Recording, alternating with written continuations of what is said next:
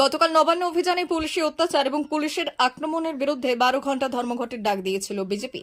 আর সেই ঘটনায় বেলা বাড়ার সঙ্গে সঙ্গে উত্তেজনা বাড়ল পশ্চিম মেদিনীপুর জেলায়।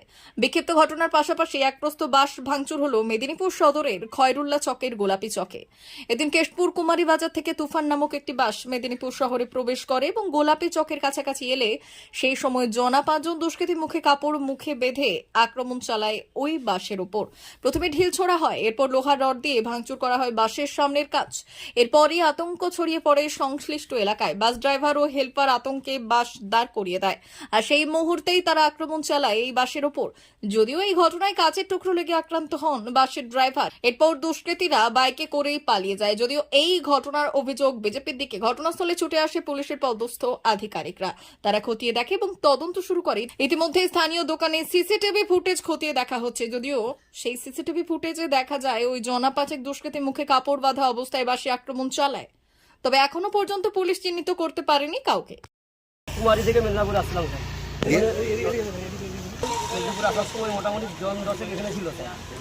দিয়ে বলছে তোমরা আজকে বন্ধ আছে জানো না, আর গাড়ি চালাচ্ছ, মানে আমার বলবো সে সুযোগটা রয়নি স্যার। বলার সঙ্গে সঙ্গে পাথর আর ইট আর ওই মানে রড ছিল, ওখান থেকে নিয়ে আর কানগুলো মানে পাথরগুলো ছুড়ে দিল। প্যাসেঞ্জারকে লেগে যেত, প্যাসেঞ্জার ভয়ে তো পিছন দিয়ে নেমে গেছে। নেওয়ার সঙ্গে সঙ্গে ওরা ওখানে বাইক নিয়ে এটা দিয়ে চুরি চলে গেছে। এখানে এসে হঠাৎ করে জন 10 মানে বললো যে আজকে বন্ধ আছে জানো না। আমি তাদেরকে বলবো যে বন্ধ কী ব্যাপার, আমরা তো জানি না, এরকম বলবো। তো সেই সুযোগটা না দেওয়ার আগেই আরও 4-5 জন যে এখানে পাথর ইট এবং রড নিয়ে কাঁচে মারলো। তারপরে ওরা সঙ্গে সঙ্গে এখানে বাইক নিয়ে পালিয়ে গেল। আপনি কি বাসের ড্রাইভার?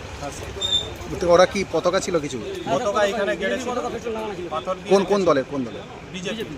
কি নাম তোমার?